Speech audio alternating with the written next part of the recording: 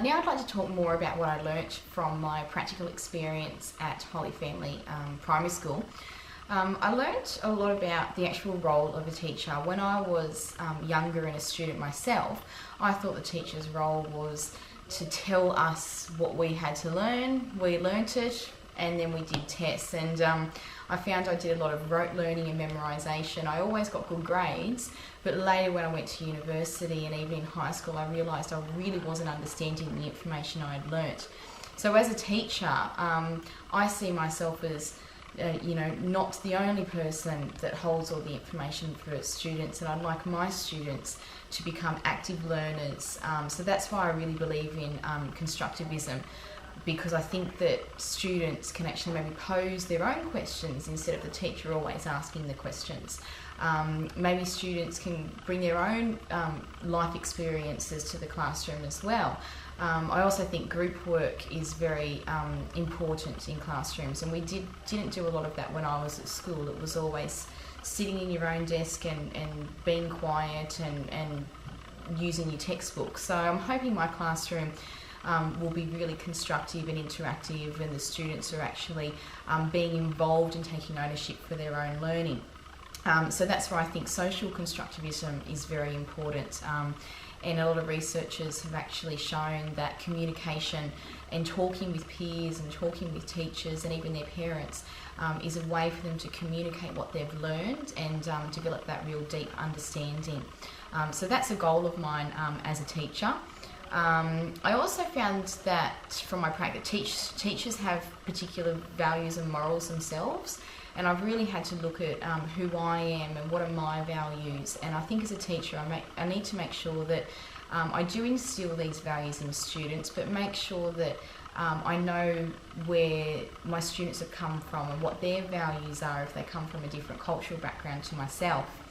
And I also believe that this top-down approach of the teacher giving all the knowledge to students didn't work for me, so I don't want to have this top-down approach, and I'd like to have a both ways philosophy of teaching.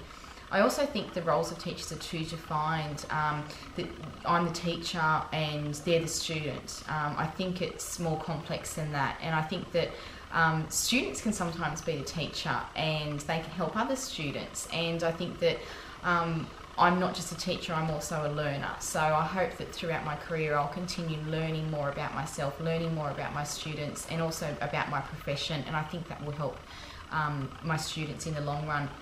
I've just spoken about constructivism and social constructivism. Now I'd just like to talk about engaging students, and I think that using that constructive approach I will really be engaging students, because they'll be learning actively from their own life experiences, so that will keep them more engaged.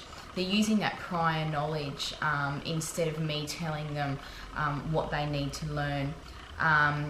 The one issue I just have with that is the principals and other teachers might view my classroom as being a little bit noisy, because I do have that emphasis on communication and group work. So I just have to make sure that when I started a school, I tell the principal and tell the teachers, that I will have that constructive classroom. Just going on my difficulties, I had a lot of difficulties with mathematics because it was that rote learning and memorisation, remembering facts. So just for an example with mathematics, one lesson I could do is asking students to bring in, anything they can find around their homes with numbers on it. So it's bringing information from their homes, they're engaging in their learning, and then create lessons from that. Also, open-ended questions I think are very important. My experience of maths, there was one right answer and there were closed questions. So open-ended questions is what I'd like to use in my classes. Also, I've figured out what sort of learner I am. I'm actually a visual learner, so I learn best when I'm drawing pictures and creating diagrams, and I just have to be aware that I don't always teach, I guess, visually, because not all my students will be visual learners. As Gardner has shown, there's different types of styles and learnings that students actually have. So one of my students might be more linguistic or musical, so I just have to make sure I develop that in my classrooms. I think it's also important to know my students and listen to my students. So I think teachers talk too much, and I think students should do more of the talking in the classroom, so that's very important. And also I see myself as more of a facilitator and assisting students. Scaffolding as well I think is very important in learning, and the main thing I'm going to try and do more of is reflection. So exactly what I've done on this website, I will be reflecting on how my lessons have been and on how I'm developing as a teacher.